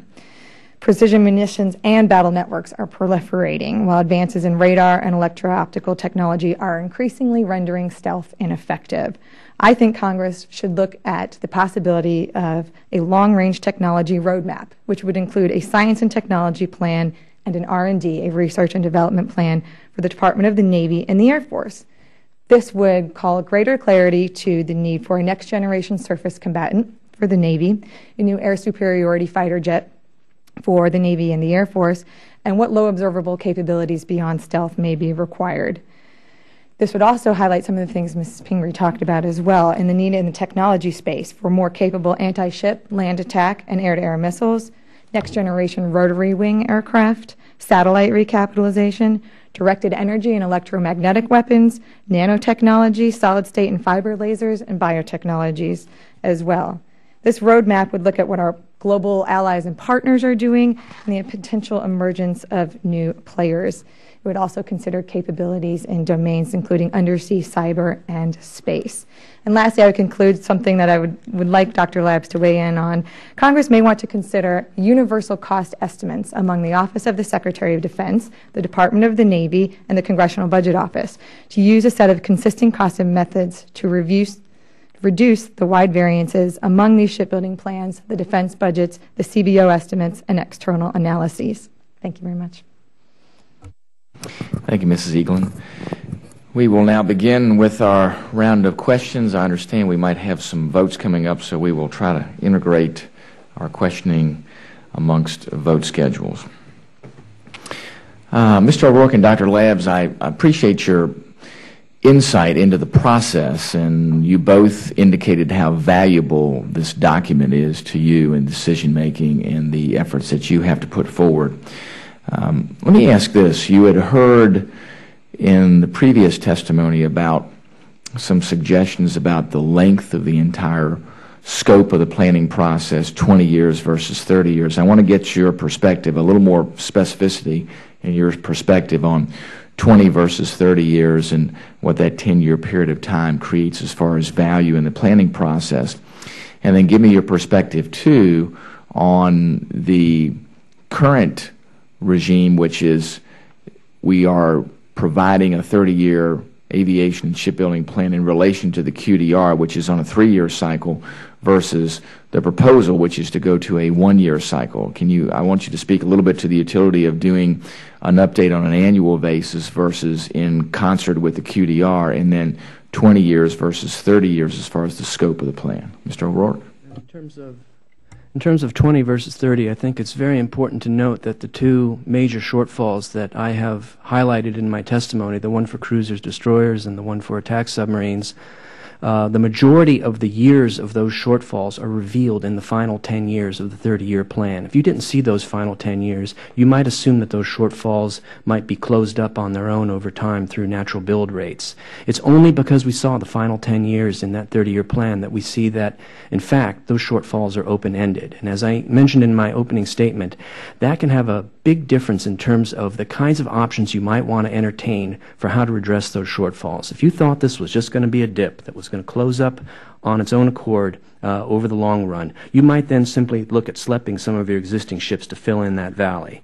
But if you see that it's more of an open-ended shortfall, then you might want to give more consideration to actually putting extra ships into the shipbuilding budget. That's the signal you get from seeing the final 10 years of the 30-year plan. You wouldn't get that signal if the final 10 years weren't there.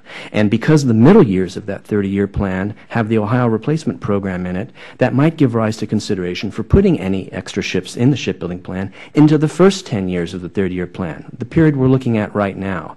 That is how the significance of the final 10 years can actually reverberate into the present time. Moreover, as I mentioned in my opening statement, those final 10 years show you the projected retirement dates of the ships whose projected retirement dates do not show in the first 10 or 20 years. And because the average life of a Navy ship, when you look across all the classes on a weighted basis, is about 35 years, it completes your understanding of the assumptions that the Navy is making about expected service lives for its ships, because the vast majority of those expected retirements will now be within that 30-year period. They would not be in there on only 20-year basis. In terms of once every 4 years versus once a year, if you do it once every 4 years, but then the FIDIP comes up every year and puts differences into that, you then have to start running two sets of books on the issue. And in fact, I was in that situation earlier this year before the Navy submitted their new 30-year shipbuilding plan, which they did in late May.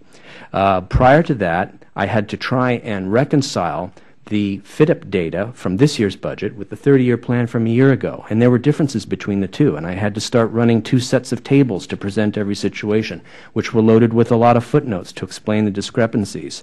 And my sense was that this made the situation a lot harder for members and staff to understand. And so when you get a situation where you submit a 30-year plan once every 4 years, but the FIDIPs nevertheless change every year, you run into this complication that I think makes it harder for people to understand what they're looking at, and that can hinder effective oversight. Mr. Chairman, I can't really improve upon what Mr. O'Rourke just said, and I would echo each of his points identically. I guess I would add just a couple of things to that. One is that you see his first point about sort of the importance of that you see the shortfalls are unveiled in the last 10 years of the plan. If you actually compare the shipbuilding plans, as I sort of do on a routine basis as part of the oversight work that I do, the original 313 ship plan that the Navy put out back in the fiscal year 2007 plan, around the 2006 time period, showed at that time, at the end of the planning period, a 15-ship shortfall in large surface combatants. You might think that that might have been all it was, but as the planning period got extended, even under that plan, that shortfall was going to grow to 20-plus ships as well, and we're still seeing the same thing today. So the value of that long-term perspective, whether the Congress chooses to take that information and act upon it or not, it seems to me is highly valuable. I would also add, in terms of, there was some discussion in the previous panel about sort of the difficulties and complexities of projecting out that last 10-year period. And I guess I would disagree that I don't think it actually is all that difficult or all that complex to do, depending on what the Department is trying to achieve with that 10-year window. If you're trying to simply give a picture of that 10-year window as to what are the numbers of ships that might be required based on current requirements and assumptions, then it's really not hard to sort of put the ships you need into the plan and sort of come up with a notional cost based on historical cost relationships, and give that information to the Congress. And if as some members of the previous panel stated, that not much changes in that 10-year window, then it's really not that difficult then to produce it on an annual basis. If, on the other hand, as was also indicated in discussion of the service lives issue, if OPTEMPO was changing the service lives of ships or aircraft on a year-to-year basis because we're using them a lot and therefore maybe they don't serve in the fleet as long as we would have expected, we very much would want to see on a year-to-year basis how those changes, how that OPTEMPO is affecting the long-term projections of the fleet. Just one additional point to add to that on the 4-year versus the 1-year issue. If you run a process where you submit the 30-year plan once every 4 years, and that 30-year plan reveals shortfalls or other issues that someone might find inconvenient in the executive branch, then that would give them the opportunity, when that 30-year plan becomes 1 year old or 2 year old or 3 years old, to begin to discount the importance of those oversight issues for Congress on the grounds that they're based on a plan that might no longer be accurate. And I don't know if Eric wants to add anything on that. We've actually had that experience in various meetings and briefings over the last 5 years, where certain plans would be out of date of certain types, and they would say, well, that's old, so that things have changed since then. But they were not then willing to offer up, well, what exactly has changed, that we would have to wait until whatever the next budget submission would be. Thank you. Mrs. Eaglin, I want to pursue a line of questioning with a comment that you made concerning a peak in Air Force resource needs, especially when we have a tanker program coming to maturation, the F-35 program coming to maturation at the same time. We have a strategic bomber program that reaches its height.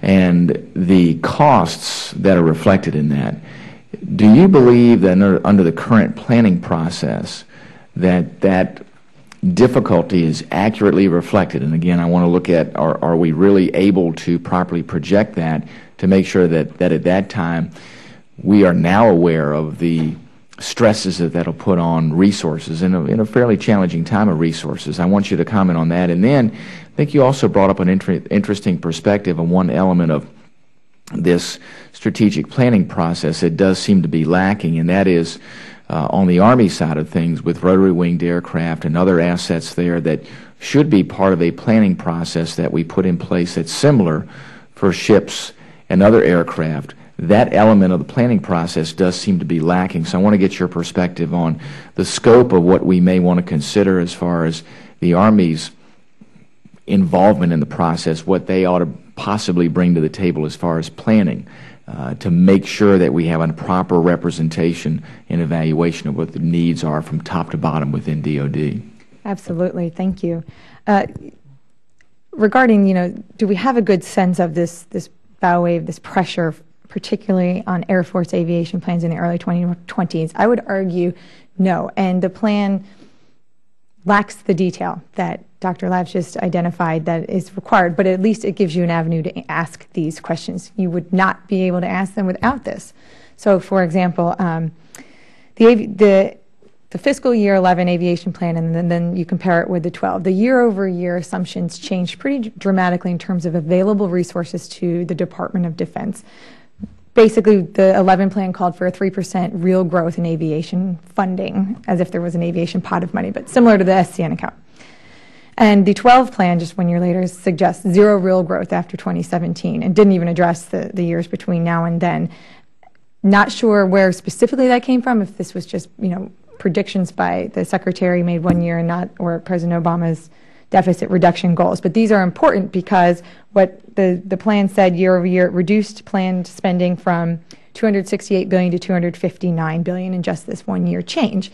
And it's unclear where that was affected in the plan, but if you look at the total fleet size of the aviation force, while the numbers stayed relatively healthy, even though the cost had decreased available, the assumption of the cost, the resources available, it was in the high end where we're seeing these shortfalls manifest themselves. So the unmanned systems, for example, stay very healthy in terms of numbers available under the new cost assessment, but the fighter attack fleet, the strategic lift, and bomber aircraft all fell year over year. And I believe that's a direct result of reduced money available to the department, but they don't make that connection.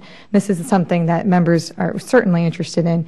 I do believe that, including, to Mr. Cooper's point earlier, I don't think that these plans need to have every single piece of data in them. And we could certainly get into trainer aircraft, for example, and other types of unmanned systems are already alone pretty significant. But I think rotary wing in particular is important because of a couple of reasons. We know that multiple services need to develop a next generation rotary wing aircraft for whatever it is, an attack helicopter or something else.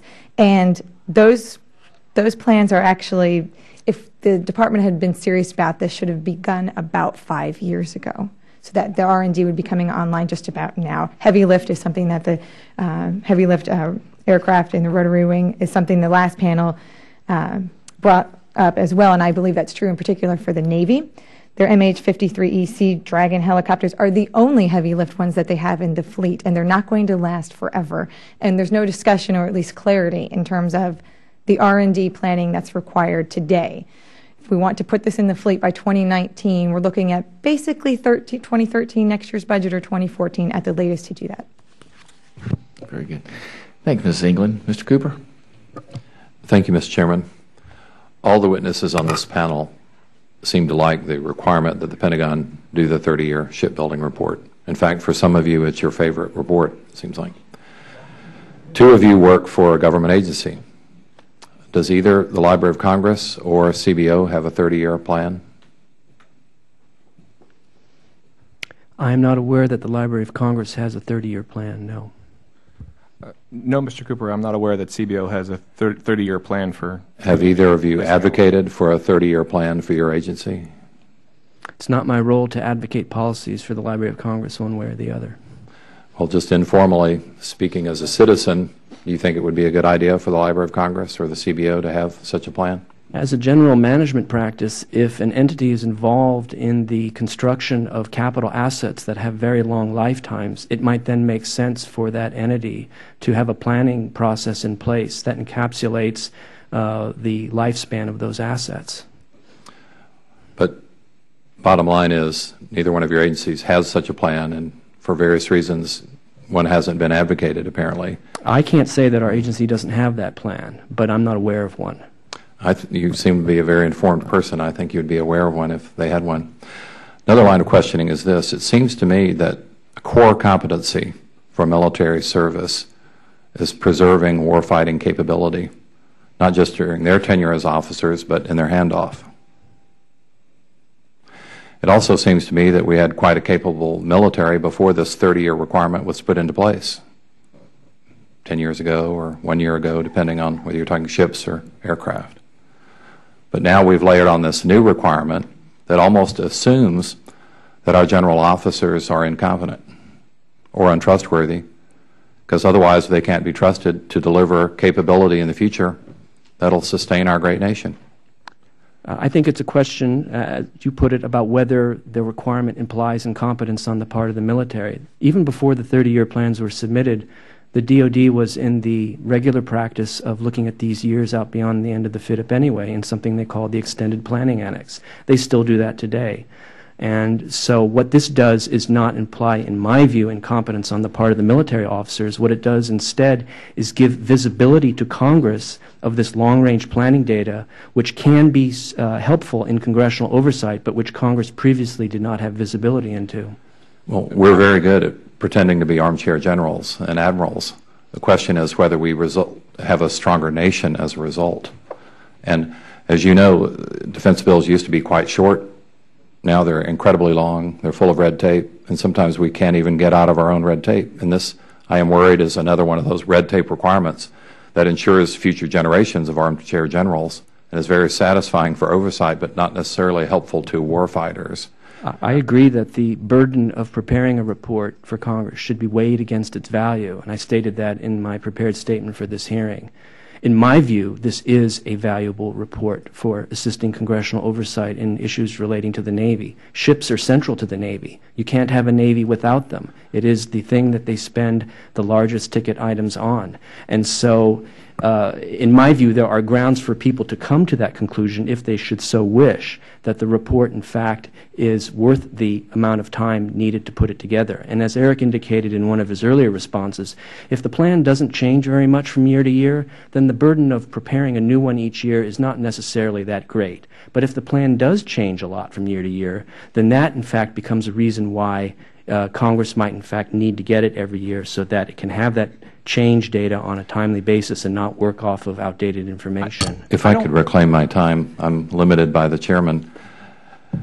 I would suggest when you say in oral testimony that the Navy is like driving a truck in the dark down a road without headlights, unless we have such a report, that is close to an allegation of incompetence. I didn't say that. I said that the value of it for Congress is in providing that advance warning, because if Congress doesn't have this report, it's very difficult for Congress to see that far ahead, except by making a lot of assumptions which may or may not match actual DoD planning assumptions. Then you're accusing them of untrustworthiness and not revealing to Congress what their true intentions are. No, not at all. I'm simply saying that Congress has visibility into this data when they have a 30-year report, and I'm not aware of another mechanism by which Congress can regularly become acquainted with this data in a structured manner. Remember, we succeeded quite well for many decades without it, and driving in the dark without headlights is not a pretty picture under any circumstances.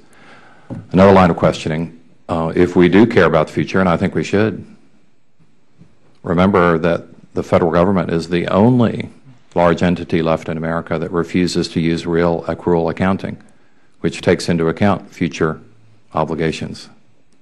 None of you have advocated for that. And as I mentioned earlier, the Pentagon is one of the least auditable of all government agencies, even using the limited cash accounting standard. So if we do want to focus on the future, as I believe we should, we need to do this in useful, rigorous ways that do not tie us down in red tape, that allow us to focus on some of the harder issues, which are a capable industrial base, an agile industrial base, so that we can respond to threats. Otherwise, I'm worried that we're advocating osteoporosis or something like that that just will harden an outlook so that we meet the plan. And the glory of America has been flexibility and ingenuity and genius, not 5-year plans or 30-year plans like the former Soviet Union, and just wanting to stick with that, blueprint. So it's very important that we balance objectives here, and this panel at least seems to have all folks who love the idea of 30-year plans, and that worries me.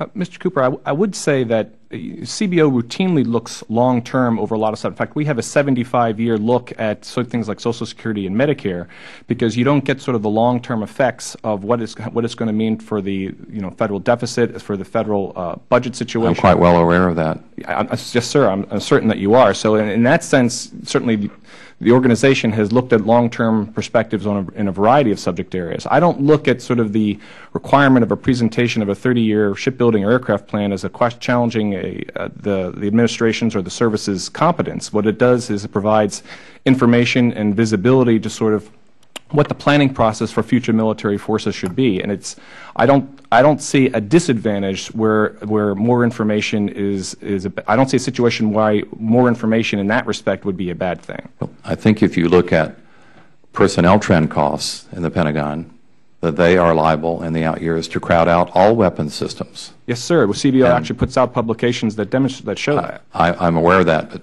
it's a little bit different context when you're talking about new weapons platforms to meet as yet unheralded threats. I mentioned supercavitation earlier.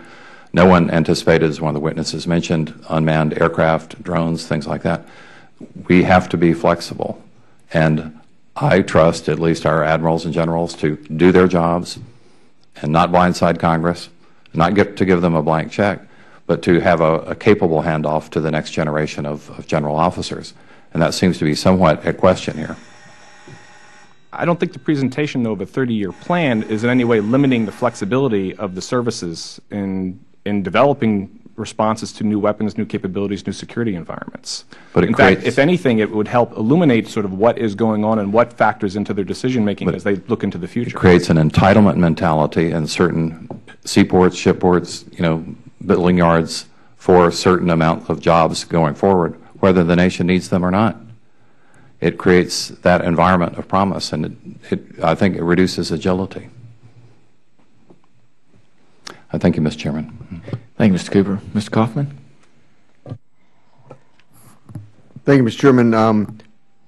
One question on the this 30-year plan, and given, I think, on our capital ships, I think 30 years is the average life of those ships.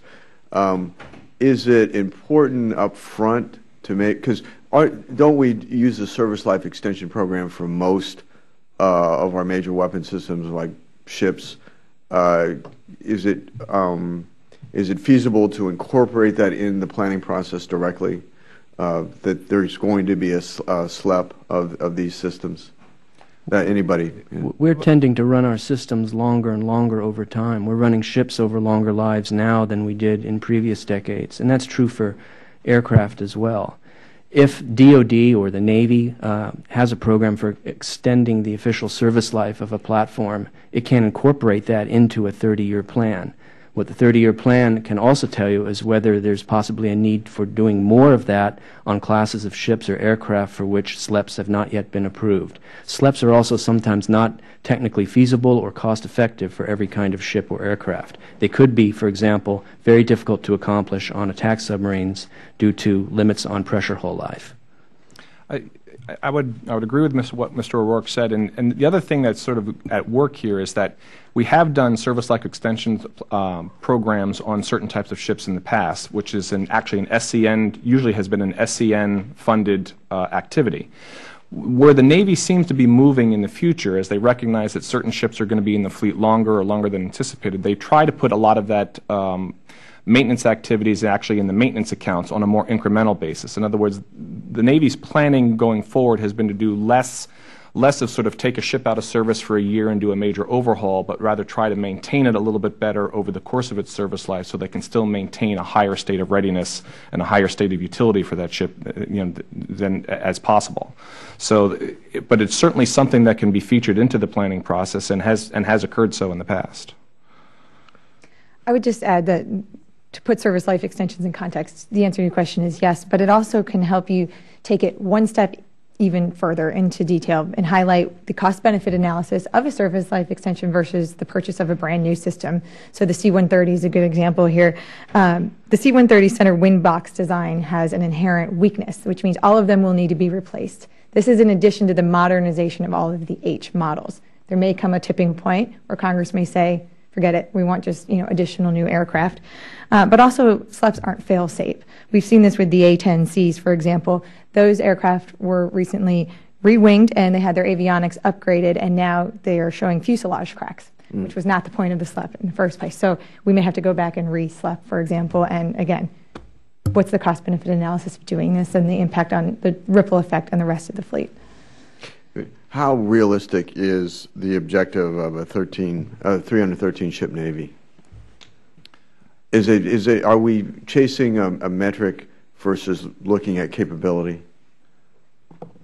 numerical metric, in terms of focused on capability? If you think about it in terms of the 313 is not a numerical metric, but actually represents the sets of capabilities that the Department of Navy says it needs to meet its warfighting planning scenarios, then whether it's it's certainly realistic that the Navy could build the ships it needs to achieve that metric, and particularly the components of the Navy, the different components of ships that would present the capabilities that you're referring to. But in terms of the realism, is it realism to achieve that sort of under current funding requirement, under current funding levels? That's going to, under current funding levels of about $15 to $16 billion a year, the Navy is looking at the prospect of about a 250-ship Navy over a 30-year time period under CBO estimates without an increase in funding. And so, in that sense, it depends very much on what you think your future projected funding levels for shipbuilding will be.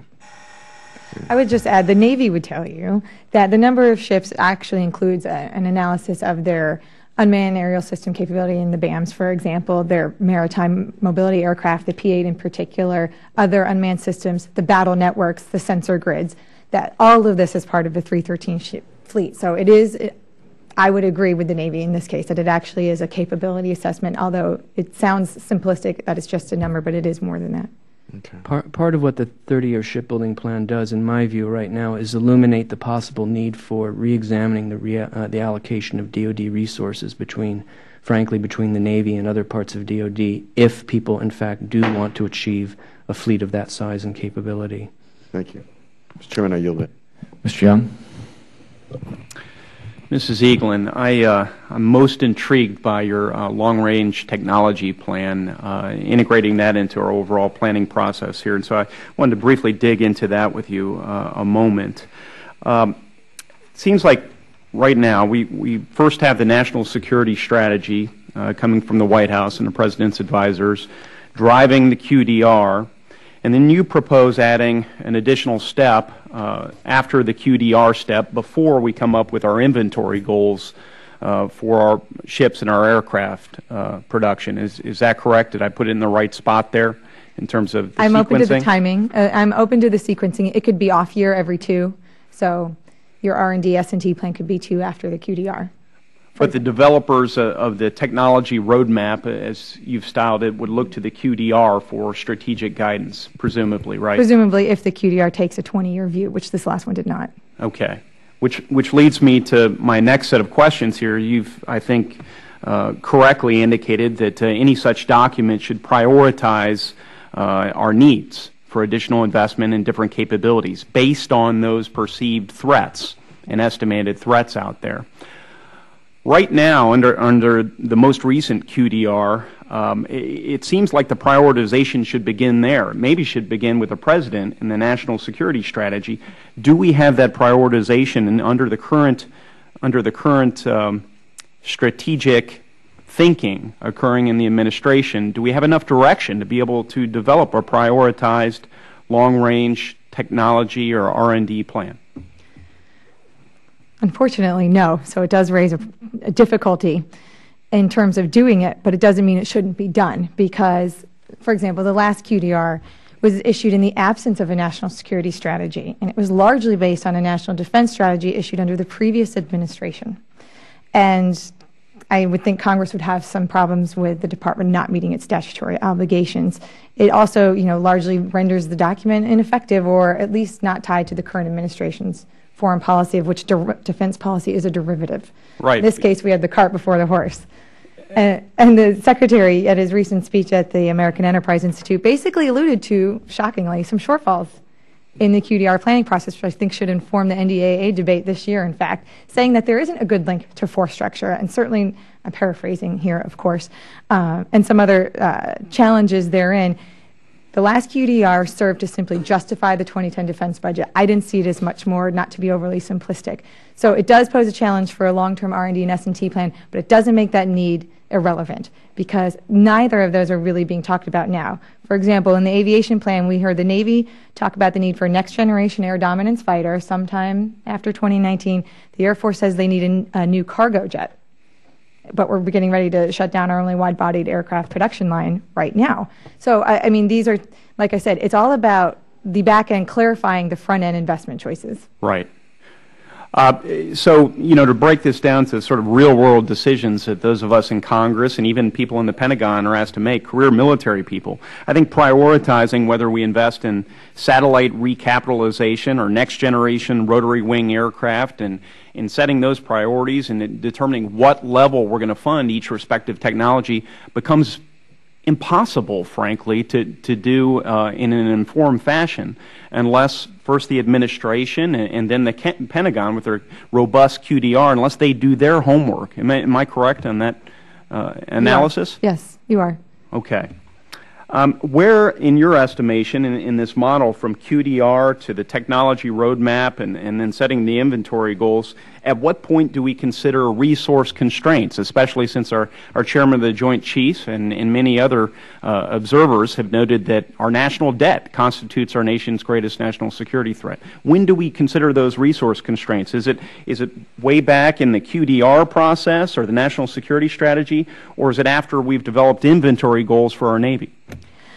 Well, DoD currently does it as part of the QDR. And the 2010 QDR said, vaguely referenced here, that it took resource constraints into account. It didn't project, I think, a cost growth 0% or 3%, but something about an inflation-adjusted flat defense budget, roughly speaking, was what it predicted. So that is one way of taking it into account. Now, that doesn't take into the roles and missions review that's ongoing now, that's going to need to inform the next QDR, because it's going to be significantly different with up to $400 billion in cuts. But looking to previous years or previous decades investment in, say, shipbuilding, right, is probably not the best way to benchmark future investments, right? I think that's fair. Okay, thank you. Mr. Palazzo? Okay. If we have time, I have one question from Ms. Just a minute. Please go ahead. Thank you, Mr. Chairman.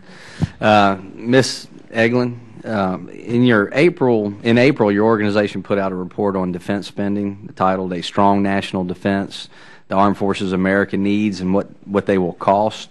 Recommends, among other things, that an attack submarine force 55 boats compared to the Navy's current requirement of 48. The report also calls for a force of 37 amphibious ships compared to the Navy's current fiscally constrained goal of 33. Can you tell me how you came up with those figures? Sure. This was not meant to be an alternate QDR document by any means. It was really a linear, and this was at the request of several members of your committee, a quick holistic look around the world at the threats today as they are, not necessarily what they're going to be in 20 years, but certainly taking that into account, saying these are the capabilities required for major contingencies or even some minor ones, and this is what it costs. On the attack submarine front, I think the last panel basically agreed with our assessment that the current fleet is the minimum required.